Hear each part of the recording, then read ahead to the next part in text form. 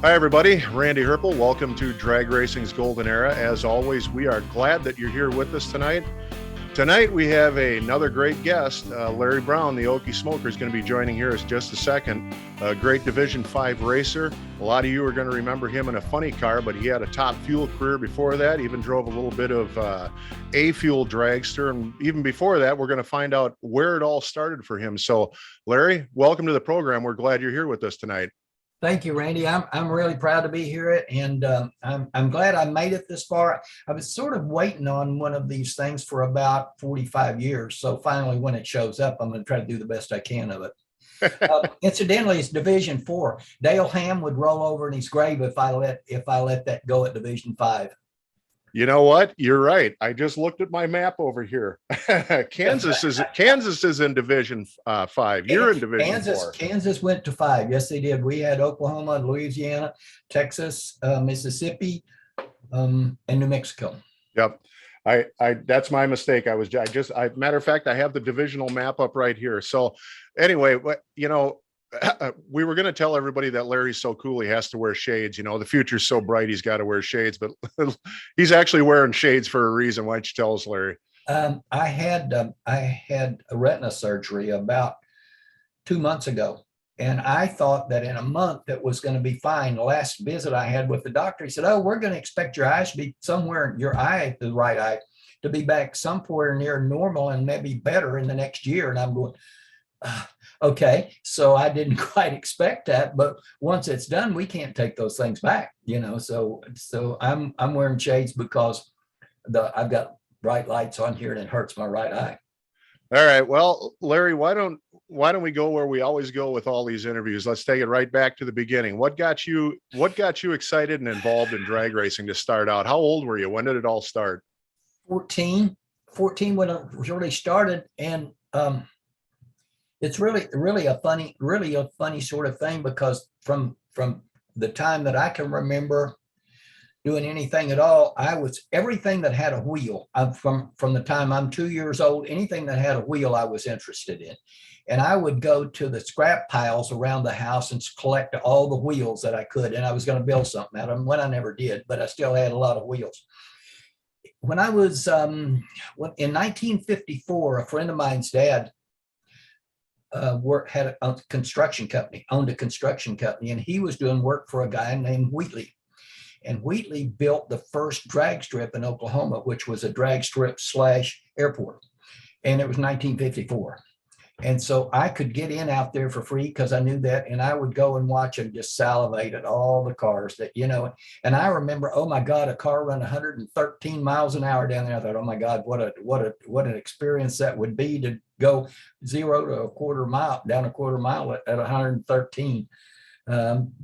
But it was gravel, and it was an adventure just to watch them navigate at 113 miles an hour in gravel. And so from that I'd gone, just started one thing and another. And then 1957, Oklahoma City hosted the U.S. Nationals.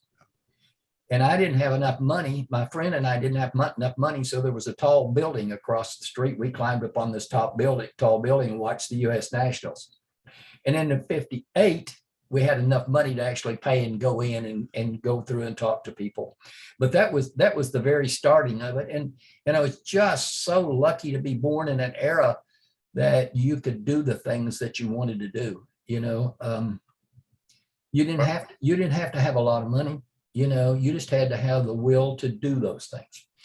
Well, I talked to Steve Reyes recently, and he just put out a new book, and in the introduction to his book, he talks about all the GIs that were coming back from World War II and how they needed something to keep them excited and engaged, and that's kind of really where drag racing was born out of through the 50s and up to the 60s.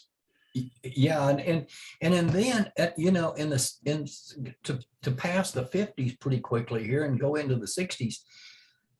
It was not uncommon for 2 or 3 guys to work 2 jobs and have a fuel dragster, and in fact, that was one of my first deals that I got into was with the blown cars, was for 3 people that owned a fuel dragster. And I had been driving an injected car. Chester Garris and I and a guy named Clyde Day. Clyde Day's name may come up to you at some point in time because he was instrumental in pro stock drag bike racing at one time, really, really well into it and had some championship bikes. But the three of us and decided that we were going to have an injected fuel car. And so we built an unflown Chevrolet fuel dragster. But to back up a minute, where I should have already put this in, Jimmy Nix had built his new dragster, his new gas dragster. He had taken delivery of the Stuckey car, as I recall, the Rod Stuckey car, and he had a K88 chassis research dragster, and he sold it to a guy that I know named Cliff Armstrong. And Clifford had a B Street Roadster that was national record holder. So he took the engine out of that and put in his dragster. And so he asked me one time, Clifford asked me one time, said, do you want to go to the races with me? And I said, oh my God, yeah. So I took off and went to this was before I had the injected fuel car. I went to the races with Clifford, and we went to Caddo Mills. And we got down there and got the car and loaded, and we pushed it up toward the starting line. And his wife was with us. And I said, Sylvia, what's that god awful smell? She said, oh, that's nitromethane. Those are fuel cars. And it was all over. Just like so many of us, Larry. All it took was one smell of nitro and you're done. I'm coming home. I'm having me one of those, you know.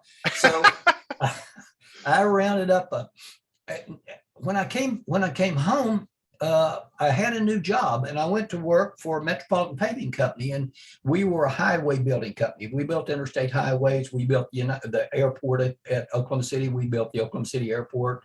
We did a lot of those things. I worked for Metropolitan Paving Company, and I ran into a guy named Billy Cook, and Billy Cook drove probably one of the first fuel dragsters in Oklahoma, owned by Jimmy Davis.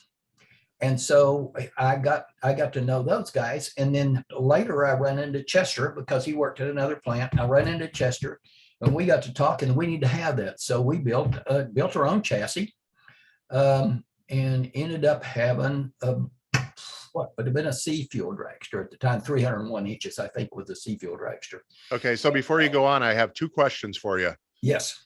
Jim Davis, is that the same Jim Davis that built the first engine? No, that's not. No, Jim Davis, the Jim Davis, and I have another connection with Jim Davis. Jim Davis was out of Walnut Creek, California. And Jim Davis, if it's the same one we're talking about, it is a pretty common name. Jim Davis actually built the first, to my knowledge, the first starter that was ever put on a car. Yep, that's exactly who I'm thinking about, is that Jim Davis. It was another Jim Davis. In fact, Cook, my friend Cook, called him Dirty Davis, and I had no idea why he called him that, but that's what he called him. So anyway, we got involved in that, and then we started building this car, and we discovered then that we couldn't run it any place except in Texas, because all the tracks around here were NHRA, who they didn't allow nitro. So we ran at Green Valley. We could run at Caddo Mills. There was a couple of other places we could run, but we pretty well burned the road up between Oklahoma City and Texas running that car. I assume Chester Garris was with you before. This is pre-Marvin Graham, I'm assuming. This is pre-Marvin Graham. Yeah, this is pre-Marvin. Chester and I worked together, and he was later Marvin's crew chief when Marvin won the U.S. Nationals. Yeah.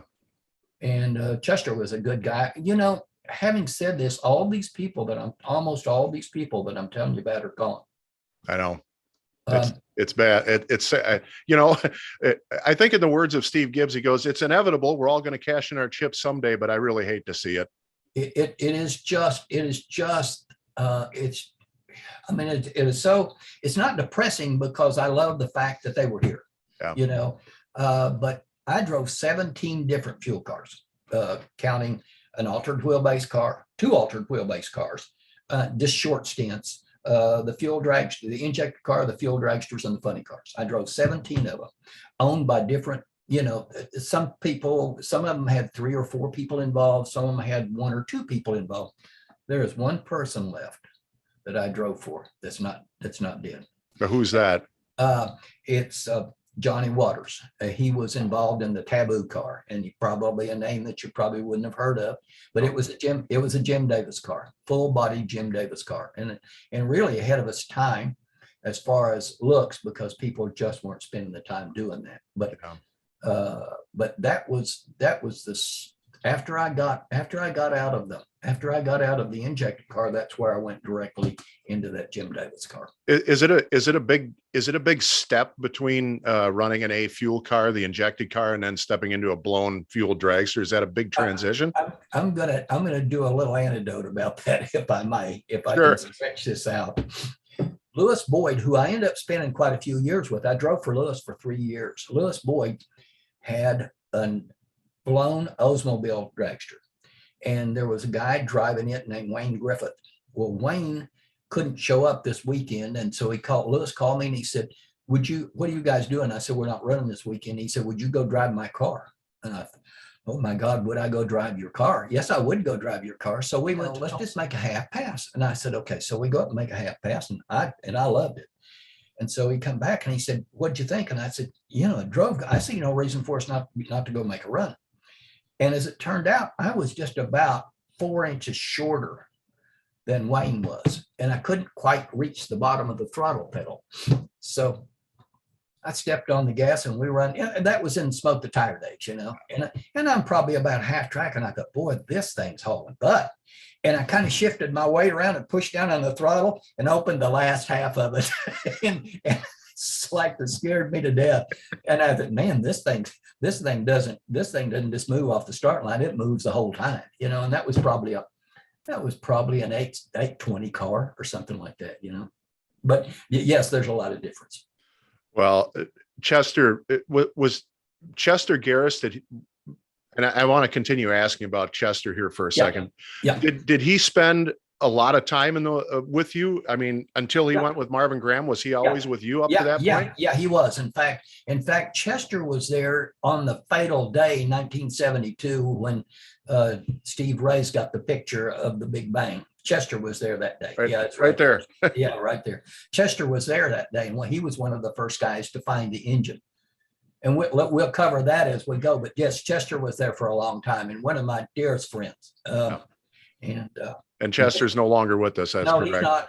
I talk to his wife occasionally, Sarah, and I would feel remiss in not mentioning her name, because everybody that you drive for has a wife that put up with a lot of crap so that you could drive for her, So yeah,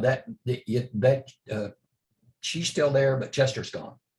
Well, since we're into Top Fuel here, why don't you tell us about the early Top Fuel days for you and what the cars were? I mean, we're talking about front engine dragsters yet at this point. Yes. I drove after the injected car, I went over and drove the Taboo car for probably 3 years, and we would run short on money, and I think 2 or 3 years I was there, and we'd run short on money and weren't able to go to the places we needed to go. So I got a phone call, and it was Michael Everett. Michael Everett was he and Harold Peoples and Jerry Peoples were the Chaos Kids, and you might have heard that name at some time. That was the Chaos Kids. So I got the Chaos Kids car, and we burst on the scene. The car ran good. I left on time. God knows what was wrong with me, but I left on time all the time. And we won a lot of stuff. We won some Texas, California races, and got pretty well known, in the area. And at that same time, I had run into David Dinsmore. David Dinsmore at that time was a sports editor for the Amarillo newspaper, and also the Odessa and the Lubbock newspapers. And so he got a hold of the fact that we were pretty good, and we started getting drag news and drag National Dragster and everything. And that just kept everything really going. And so we raced for, I think, 2 years that way. And it become difficult for them to keep feeling the car, because the longer you are with a car, the more competitive you need to be. Yeah. And the more you step it up, the more it costs to do it. So the phone rings again one day, and it was Lewis Boyd, and he said, are you guys going to run? Are you going to drive for Leverett and them next year? And I said, we're undecided. So he said, if you're not, I want you to come drive my car, because Wayne's retiring. So that was the first I shouldn't say that, but it was the next best car that I ever got my hands on, was a Lewis Boyd car. And Lewis was was a grand guy. He's gone. He was just a great guy. So we went up and down the road we went everywhere. He didn't have a limit on where we went or what we did. So we went everywhere and ran everywhere. We had a thing called the Texas Pro Fuel Circuit. And I think there were 60 cars signed up. Not that many showed up, but there were 60 cars, I think, showed up to run the pro circuit. And we won that 2 years in a row. The second year, we were promised a bonus of a barrel of nitro. Well, it never manifested itself, so it didn't show up. And so Lewis and I, we stayed together for, I think, 3 years. And then, God, it starts getting like, I drove in short stints for J.L. Payne, who used to drive for Vance Hunt. And when he had his own car, I drove for J.L. Payne. I drove short stint for Tony Caceres. The Caceres built chassis and built he built chassis for the likes of Beetle and all of those people, and Burkhart and all those people. He built chassis, and he was a welder, and drove for Tony. Funny story about driving for Tony. Tony, as the name would imply, was Mexican, and I loved him to death. And he had me stay over at his house one week while we were doing something. And I never got so damn sick of Santana in my entire life as I did for the week.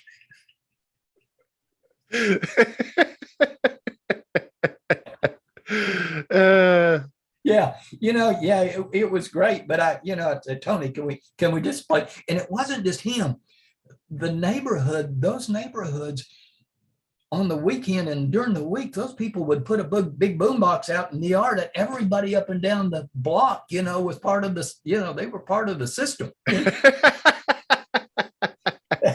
That was my adventure, and to that bunch. So yeah, and then let's see, and then I went from that. I went one of the best cars I ever had, and it was again only a 2-year car, because there was 2 cars. Ronnie Martin was driving for Robert Anderson, Robert out in New Orleans.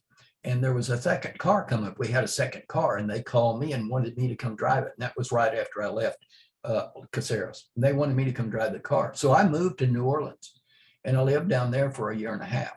And I drove the second car. And then Robert, because of the economics, Robert had decided he was going to go back just to the one car. But that was really a good ride for me and give me a big springboard. What did it cost if you were going to run match racing and run any kind of divisional circuit? What did it cost back then to campaign one of these cars? Probably if you did things on the really close up and you won a race, won $1,000 race, you'd have some money left. Huh. Not from original outlay, but if you won $1,000 race, you'd have some money left at that point. And we won a lot of races. I mean, we won a lot of races.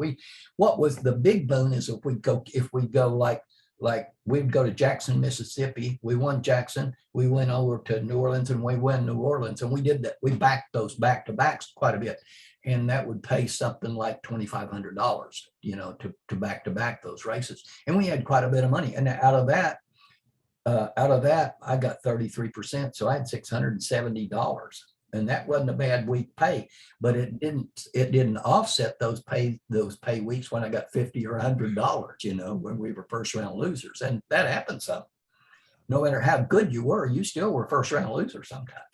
Did you guys primarily stick to the Division 4 area, or did you branch out from there? We pretty well branched out. We drove, we ran Division 4, but you know what? There was so many things to do here. There was 2 drag strips in Oklahoma City at that time. And I held the track record, top speed NET in both of those places. And on a given Saturday night race, we would have 16 top fuel cars. And we would have to open up. The track operators felt like that they were doing a disservice if they didn't open up a second 8. So a lot of times there was 8 and 16, 24 is what's that, 24 cars plus some ones that didn't get in the show. So between Oklahoma City and Tulsa, we probably had 12 fuel dragsters, good fuel dragsters, between Oklahoma City and Tulsa in those years. That's absolutely amazing to even think about that, especially in our modern era, Larry. I mean, Yes. we can barely field 16 cars at a national event, right? It's just incredible. But we didn't have to have, like I said before, we had 2 or 3 guys, even on the West Coast. Some of my heroes were Brissett and Sutherland. And Jimmy Brissett, it's told, and I didn't know Jimmy, but Jimmy Brissett, it's told, would work 2 jobs and they would build 4 motors. And when those 4 motors would complete, they would go race till they were gone. And then they'd come back and they'd not race again till they had a stockpile built up again.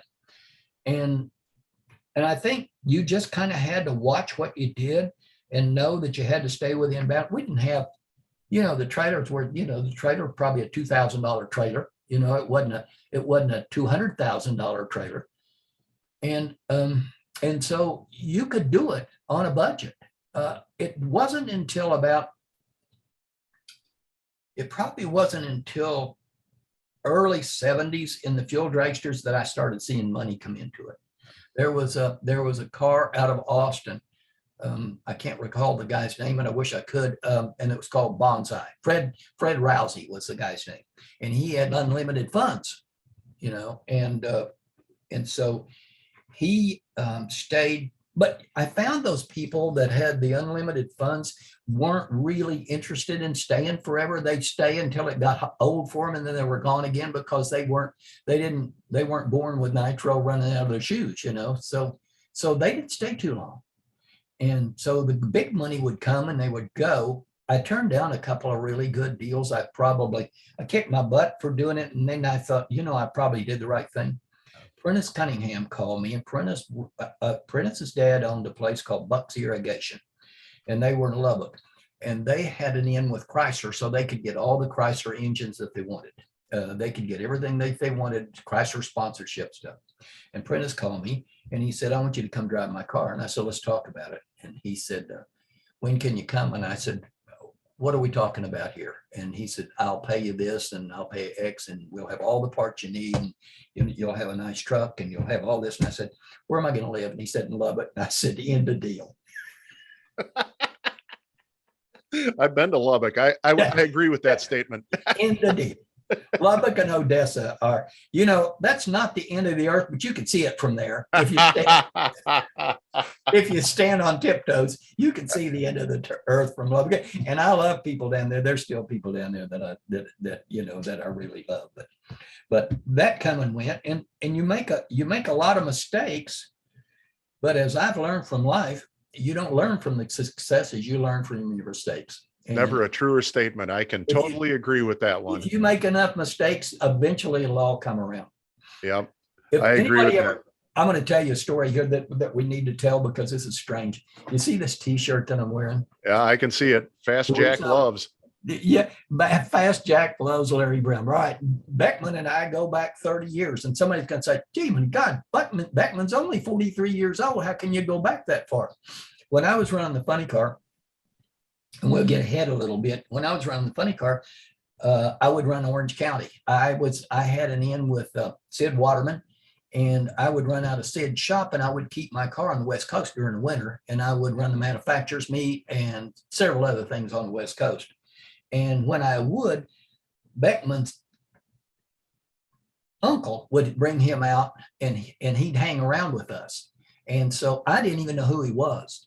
And so after that NHRA thing came out, the Big Bang deal, the big article, that Beckman wrote me a nice letter and said, "You don't know who I am, but I was the kid that you put up with all that time," and it ended up being Beckman. So Beckman and I go around a long ways back. And this shirt has another story. The shirt, and anytime you get tired of these stories, well, we'll quit. But I never get tired of these stories, and neither do the people that watch. It's awesome. Listen. A young man worked for me on the funny car, and his name was Tony Roan, and he was Bobby Dumont's stepson. And Tony was one of the best athletes I've ever known. And he worked for me on the funny car for quite a while. And I was a really good skier, which my wife and I went skiing every time we'd get a chance, we'd go to Utah, we'd go to New Mexico, we'd go to Colorado and go skiing. And I took Tony with me and I taught him to ski. And I didn't teach him to ski like the ski instructors. The ski instructors teach the multitudes to snowplow and all that stuff. Well, you got to unlearn that when you learn to ski. All that stuff that you learn just to get by has to go out, trashed out the window, and you start over. So I taught Tony how to ski. And the next year he quit me and went to work for the ski patrol in Colorado. So he's working for the ski patrol, and he worked up there for 10 years. And he was on the mountain research. He went up the mountain and they shot the cannon to knock the avalanche down and all that stuff. Well, Tony took another job, and this is bouncing back and forth. Tony took another job, and he was in charge of snowmaking.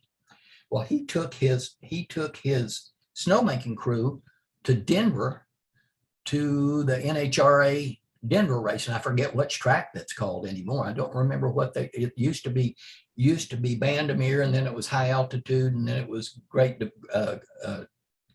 Continental Divide, and it was, I don't know for sure what they call it, but he took his crew to that, and they're walking through the pits, and Tony's got this shirt, and I got this just to show up. This shirt, that's the back of this shirt right there. Can you see it okay? Yep, I can see it. The back of this shirt that I've got, this is the original shirt. This is a repop, but it's the original shirt that I had in 1976. This was the shirt that I sold through the pits in 1976. Well, Tony's got this shirt on, and Beckman said, "Hey, kid, come here." And so Tony turned around, and he said, "What?" And he said, "Where'd you get that shirt?" And he said, "Well, I used to work on this car." And Beckman said, "Will you tell him that I said," Beckman wrote, "Jack Beckman loves Larry Brown." So then Tony calls me, and he said, "Next time I'm in town, I'm going to trade you out of that shirt. Jack told me to give it to you and have you give him give him a new one."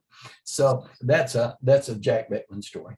And Jack is one of, for our viewers out there, Jack is just an incredible ambassador for the sport of drag racing. He is just something else, and full of knowledge. You talk about a guy that knows a little bit about everything. He's something else.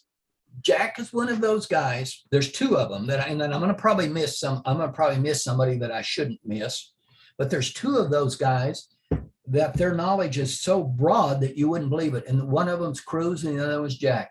Cruz Pedregon he is a historian, and Jack does more along that line. Jack does some shows for the museum and things, but Jack is a really good guy and super knowledgeable. And if he were running NHRA today, we'd be in a little different boat. I know you're right about that. And my hope for Jack Beckman is that the NHRA figures out a way to utilize him better than they are right now. So, I mean, it's a wasted talent, if you ask me. Yeah. Jack and I have conversations, and Beckman will say, wait a minute. Said we were talking about the Martian landing, and then we're talking about something, because I'm liable to stop just in the middle and turn the corner. He said, I can't keep up. I keep running off the road because you're changing the subject. He said, settle down. Let's just do the same. So we have fun. We'll get on the phone and talk for an hour sometimes. But anyway, yeah, Beckman's one of those people that were in my line as time worked on and time came along. But we all had, and this is something that I probably would have saved a little while, but since we're here, I'm going to talk about this. The biggest thing that probably changed drag racing as we know it was cell phones. When I was going down the road, when all those guys were going down the road that were in my era, you did that by yourself at night with maybe one or two crew members, and you couldn't talk to anybody because you didn't have a telephone. And if you were going to stop and call their home, they weren't home. They were on the road someplace. So we were in no communications. So that made us really tight when we got to the races. We had so many friends when we got to, and we wouldn't always see them every week, because you'd go do this. I would be here, they would be there. And so we just got really tight with so many people because we didn't see them except just on maybe once a month. Oh my God. I can't speak to other sports, Larry, but I can speak to drag racing, and the perfect example is the Nitro Revival last year. You go out there and you find out when you get there that it's really not about those beautiful works of art that are Oh, sitting no, there. It's no. about the people. And it was unbelievable to me how after all these years, you put this same group of people in the pits at Irwindale, and it's like a bunch of brotherhood coming together. It's unbelievable. It is. About 3 or 4 years ago, God bless his soul, 3 or 4 years ago, I'd gone to Bakersfield, to one of the reunions at Bakersfield, and Tarzan and I were talking. Did you ever talk to Tarzan, John Austin? No, I never had the privilege of doing that. He was a gem. And we were talking, and somebody started a field drag strip, and Tarzan's yelling, and I can't tell you what he said. Shut that off. We're trying to talk over here. Well, speaking of Tarzan, I think, was it last year that Steve Gibbs inducted him into the International Drag Racing Hall of Fame, which is a well-deserved award for him. Tarzan was a gem. He really was. And you always knew where you stood with Tarzan. There wasn't any doubt about where you stood with Tarzan. And we just had so many people. We would just love to see them. And then because we didn't have telephones with us out all, I got to tell this story. This has got to be one of the funniest stories. Leroy Goldstein and I were really tight friends. And we had a shop at the time where we kept the race car that had a roll-up door in the front. Well, we haven't seen Leroy for 3 weeks or 4 weeks or something. And well, he don't call, he don't write. We don't know he's in town. And here comes an M80 in the door. Plop, plop, plop, plop, plop. And it goes boom, and it scares everybody to death. They'll go, well, there's the damn Goldstein, or maybe Billy Scott, or any of those guys. You know, there were just so many of those guys that were so cool and so funny. Davey Babler at California Woody he spent a lot of time with us. You know, just Fred Sibley. Fred drove for Arfons, and he would come and spend time with me, and we would go through all of the aircraft salvages and look for junk in the aircraft salvages, you know, because that was it. But you just ended up with so many friends, you know. And Fred Sibley, that's a name I'm very well familiar with. He did some cool stuff in jets, man. He was a barnstormer. I mentioned that the people that I was around so much was, one of them was Bill Mcclure. Bill Mcclure and Pappy Hart, CJ Pappy Hart, he ran Long Beach Lions, and Bill Mcclure run Green Valley. And Bill liked me, and he would hire me for match races all the time, you know, and I was always match racing down there because Bill liked me. Bill would come and get me, and we'd just drive around the car, and we'd talk about what was going on and what needed to happen. And he would just, you know, he'd just kind of take me under his wing, and we got to talk about that stuff. So one day Bill calls me and he said, I need you for a match race. And I said, okay. And he said, the tough thing is I need you this weekend. And it was like Wednesday. And I said, who am I going to run? And he was quiet for a minute. And he said, Arfons. And I'd go, holy crap. So the first jet dragster I ever saw running was in the other lane. And for those of you out there who don't know, Art Arfons and the Green Monster, one of the original jets going way back. That guy was something, pioneering the class. I'm telling you. And Sibley was a great ambassador for him. You know, Doug Rose drove for him, and Fred Sibley, but yeah. I actually knew Doug Rose before he passed. He's a gentleman I was familiar with. Yeah. Well, that was kind of up your area, right? Yeah, he was a track photographer at one point, I think, for Great Lakes Dragway too. Really nice looking young man and had a knockout wife. We went to dinner one night, Fred Sibley and I and Doug Rose and Doug's wife and somebody else that was working for Doug at the time went out to dinner because they were romancing me to run one of those funny cars with a jet in it. And I politely told him I thought I'd just stay where I was. And so I didn't do it, but they were really genuinely nice people. Well, the coolest machine that I think was that I saw run at Great Lakes Dragaway is as always to this day going to be Doug Rose and the Green Mamba. That car's had a storied history, and Fred Sibley, him and Fred Sibley used to take each other on all the time out there and push 300 miles an hour on that track. There was just so many really good guys, and I would be remiss if I didn't come with another friend of mine. I'll start out just Marvin Schwartz. You talk about characters. Did you know Marvin? I didn't know Marvin, but I know exactly who he is. Oh my God. Marvin was about 6'3", and I'm sorry to have killed it, but if you can just knock a spot of that out, we'll be okay, I guess. But yep. Marvin was about 6'3", and he would wear a pair. He'd show up at the races in those Converse All-Stars, those god-awful shoes, and they were about size 15s. And some old raggedy t-shirt and a pair of cut-off jeans shorts. And he would wear those same clothes and go to the hotsy-totsy tennis clubs and hustle tennis. And he whipped the crap out of them. He was a star tennis player, and they thought he was a bumpkin coming in, and he made his living hustling tennis. That's something I've never heard that before. You would have never. Yeah, he was a genuine star at tennis, and nobody would, when he'd walk in those places, he'd look just as grubby as he could. And of course, he had that hair from Gallagher. You remember the Gallagher hair where it looked like it slid off the back of his head? Yes, I remember Gallagher. And of course, not making fun of you or I, but there you go. That's why I shaved mine. Yeah, he had the Gallagher hair. Gallagher said his didn't fall out; it just slid down. But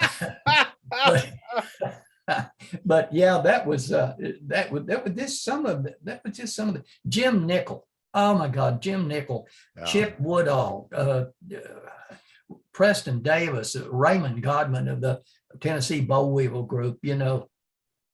Just my God, those people were just such a riot, and I just wouldn't have traded that part of my life.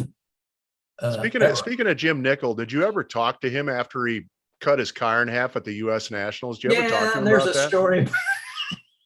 There's a story about that too. Oh, I got to hear this. Nickel was. They're two of my favorite people that are gone. Of course, I had a lot of favorite people. Were Beavers. Gene Beavers of the LA Hooker. Yep. And Jim Nickel. And neither one of them you could believe anything that they told you. You just go right off the fact if they were talking to you, they were lying. So Nickel's telling me that about that deal where he cut the car in two and that and the other. And he said he really wasn't in bad shape. He said they loaded him in the ambulance and they forgot to lock the locks on the gurney, and when they took off, it dumped him out on the track and broke his leg.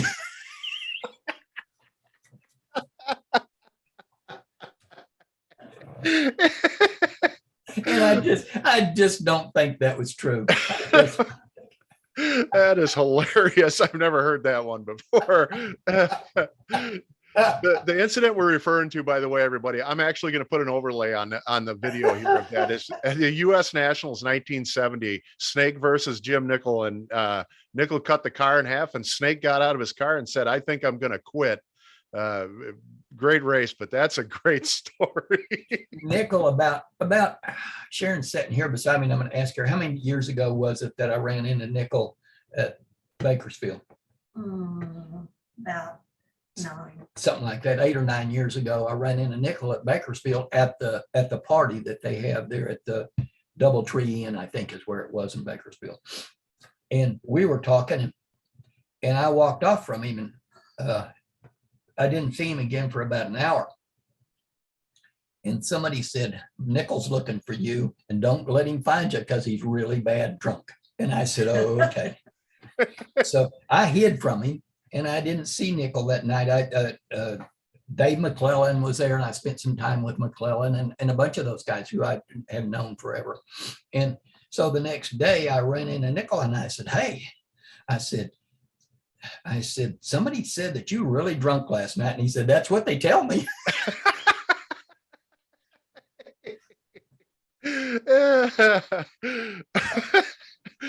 Did you ever find out what he wanted? No, he didn't want anything. Speaking of wanted, we're not going to drag race. We're just going to tell stories. Yeah, that's fine with me. We have a John Brook. John Brook runs a fuel dragster, and he's got a nostalgia bum fuel dragster also out of Tulsa. And in fact, John Brook was on the side of my car, Grand Prix Speed Shop, Grand Prix Auto Sports Centers, and it was on the side of my car for 3 or 4 years on the funny car. And so John and I go way back, but he has a Christmas party every year. And we went to that Christmas party, and I'm walking, there was just full of people, and Benny Osborne come up and he put his arm around my neck. And I looked over and I said, Benny, what are you doing? He said, Brown, he said, I've been wanting to ask you something for 15 or 20 years. And I said, what is it, Benny? And he said, I forgot.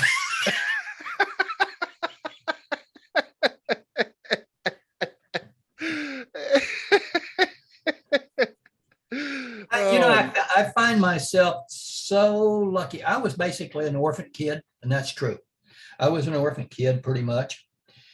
But I find it amazing that an orphan kid with no funding or anything, if he wanted to do something in the era I grew up in, could mix with all of these people, that people would shoot somebody just to talk to some of the people that I've been friends with. Yeah. Well, let me tell you something, Larry, here's what I'm finding out. The more I do this, the more I'm finding out that once you open that door and get inside this group, they are the most generous, friendly, caring people that I have ever met in my life. As a matter of fact, I just discussed this with my wife the other day, that I must need new friends because I don't have any people like this in my life. The people that I'm meeting now that are just so generous and outstanding human beings. This is a group of people. This is a group of people that you just couldn't possibly ever reproduce this group of people. I mean, they were flame hardened, or they were whatever they were, and they just were such neat people that it'd be impossible to go just pick out people that you want to be friends with that were like all these guys were.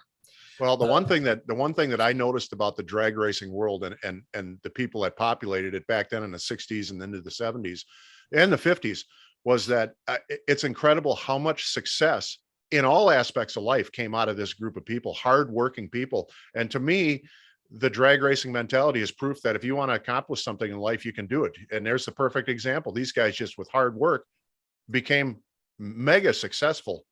Oh yeah, just from strictly hard work. They didn't start with everything. Perdome was painting cars, Perdome was, and there was, he isn't always my favorite person, but he is always my favorite, hardest working person is Don Garlitz. Yeah. He was the hardest working SOB I have ever seen in my life, day in and day out. He never got anything given to him. Everything he grabbed and drug it, all out of it with, he used to tell TC, and TC, this guy TC and I were really close friends.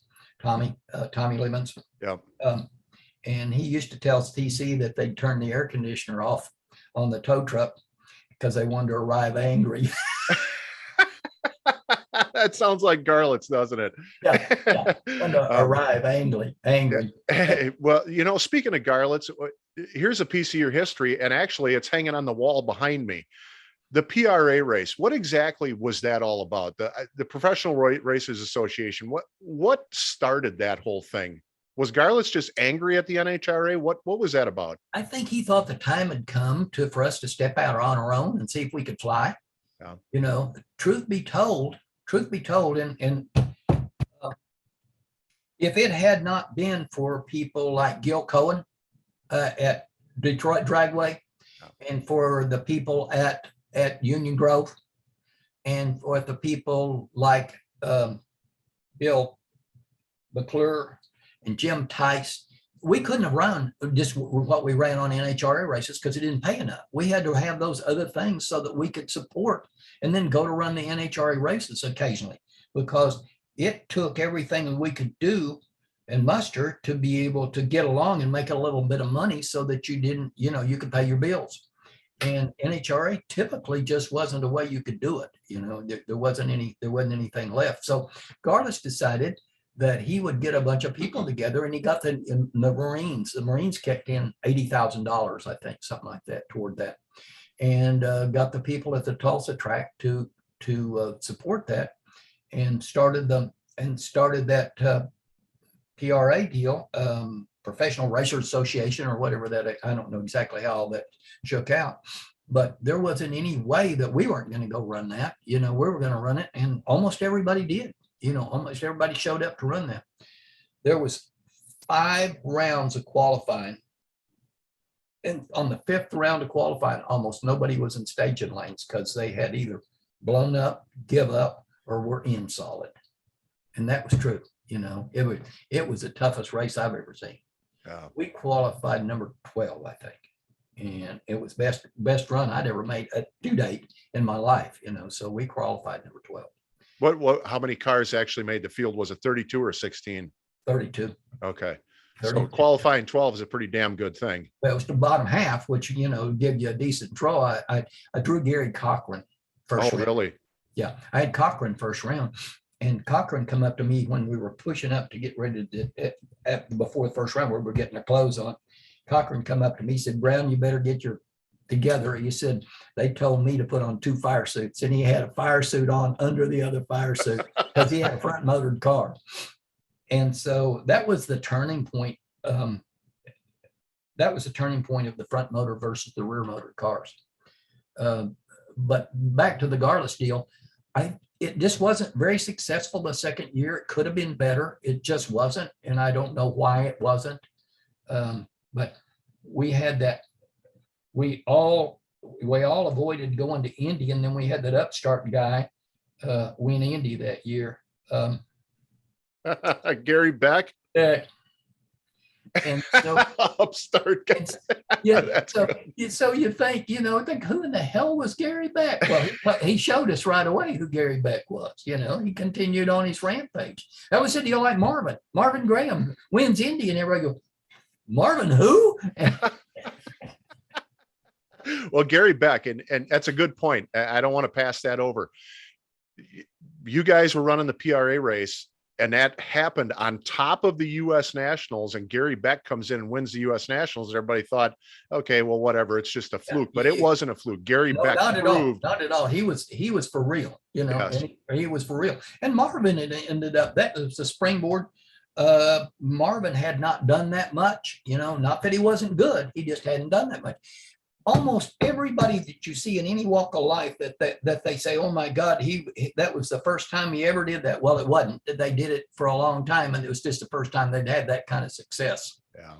Well, and with Marvin Graham, Carl Olson's told me the story multiple times of how him and Mcclure showed up in Oklahoma dropping parts off. Marvin's sick. He wasn't even going to go to the U.S. Nationals that year, and Mcclure chewed his ass out and told him, "Yes, you are going to go." Cool didn't take too much. He didn't take too much laying down. Cool wanted you to do the best you could. Yeah. So I mean, that's the way he did things. The PRA race, I actually have a video here, and we'll put a little bit of that up over the top of this too. The picture that's hanging behind me where you launched the engine, was that the first year of the PRA, or was that the second year? That was 1972. Okay. So realistically, the car you're in right there is in the beginning stages of the rear engine dragster. Very beginnings. That was a kind of a copy. Mike Stewart, a guy from Oklahoma City who was really talented welder, chassis builder, built that car and gave it to us. And it was a copy of when I first started to drive for Dumont. When I left Robert Anderson's car and came up here, Dumont said, "I'm going to build a rear engine car." And I said, "Oh, okay." And he said, "I want you to drive it." And so we sneaked something. We went off to Houma, Louisiana to hide, to run the car. First run on the car, run 6:46.62. And we go, "Oh my God," it is, and it was just an easy run. And it was so, Garlis described the fact that the first time he made a run, he could look out and see, he saw a 3/8 bolt laying on the track or something. And you could have actually done that, you know? So anyway, that car was one of the early rear engine cars. And what was it? I know a lot of our viewers know the answer to this, but I'd like to hear you talk about it. What was it that was figured out about the rear engine car that finally made it go down the track? Was it it had to do with the steering, but as I understand it was steering, but I never had a second's trouble with steering. But we also had Garlet's shoulder stand on because we found out what he had done. I think he had the steering too quick because you're changed from, in the rear engine car, you've got 180 inches of car in front of you. And in the front engine car, you've got 180 inches of car in front of you, or 200 inches of car. And in the rear engine car, you only have maybe 70 inches of car in front of you. So it changes your position as to relative to where the car was going. Yeah. That was second round. And I outrun Baca second round. He got back in on the brake wheel. Yeah. And run Garland's. And that's there's another piece of history that modern viewers don't know about is the brake rule. If your car broke, the guy who you beat is coming back in the next round. After first round, I guess all the manufacturers decided who was going to be, left. So they came around. There's 16 cars left after first round.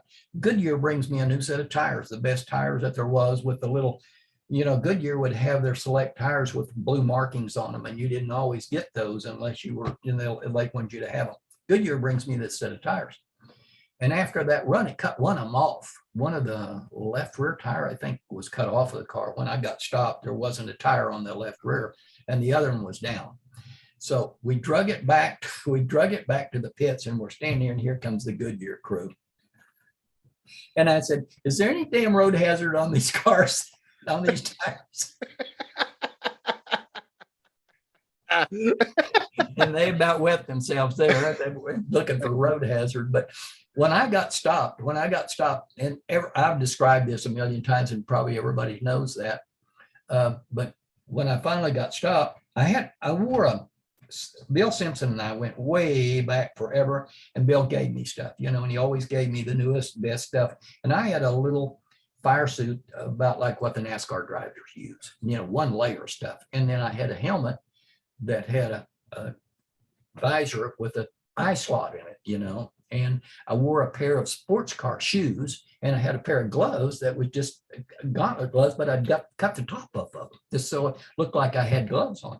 And I wasn't expecting anything ugly to happen. But when that engine went by and it drowned me with all that oil, I thought, man, I kind of wish I'd had some of that good stuff back on. And when I finally got stopped, the car ran 219 on that run without an engine. And so when I got stopped, it probably didn't weigh 800 pounds, something like that, at the finish line without an engine. So it didn't go very far. And I slid up out of the seat, and I turned around, and the only thing was left was an oil pan, some of a crankshaft, and that was all there was. The oil pan and a piece of crankshaft was the only thing that was still in the car. Jeez. Chester Garris and our buddy Larry Bray, that worked for me 3 years for the funny car and on Fuel Dragster, came whistling down there with Dumont, and somebody said, where's the engine? And somebody said it blew up. And he said, Dumont said, the damn thing didn't all blow up. There's got to be something left. And they took them about 15 minutes to locate the engine, because it was about 150 yards down range. Wow. Okay, so sitting in the car, what was the experience of that like? I mean, was it a huge explosion? Did you realize what had happened when it happened? I didn't realize. I couldn't possibly envision what had happened. Let's go back and go to another little vignette that we'll put in here. When I first started driving that car, I told Dumont, I said, "Hey, I need some mirrors." And he said, "What are you going to do with mirrors?" And I said, if it's smoke in the tires, I can see the." He said, "You don't have time." I do. I said, put me some mirrors. So they got me some of those little tapered sports car mirrors, and they mounted those. And later I said, "Hey, I said, that deal with the mirrors worked out good. I need an oil pressure gauge. And he said, what do you want with an oil pressure gauge? Said, I need it. Dumont said, ain't none of your damn business. And there was the reason right there. I asked him, I said, how'd you like that? None of my business whether they oil pressure or not. Okay, they're called. Well, and for those of you can see this, if you're not looking at it on a cell phone, I'm reversed here. I need to point. This picture right here is Steve Reyes capture, and Steve Reyes, being the legend that he is, always seemed to be in the right place at the right time. And that engine, as you can see in the picture, is going right over Larry's head, and it passed him apparently and went down range, huh? Yeah, it was downrange considerably, and the only thing that after it was all over that scared me is that the throttle linkage came right past my neck. A cable come right across and through and across, and then the engine came right by, and the throttle linkage come. And I thought, well, that'd be really funny to get down there and find me decapitated. He didn't get hurt, but the throttle linkage got him dead.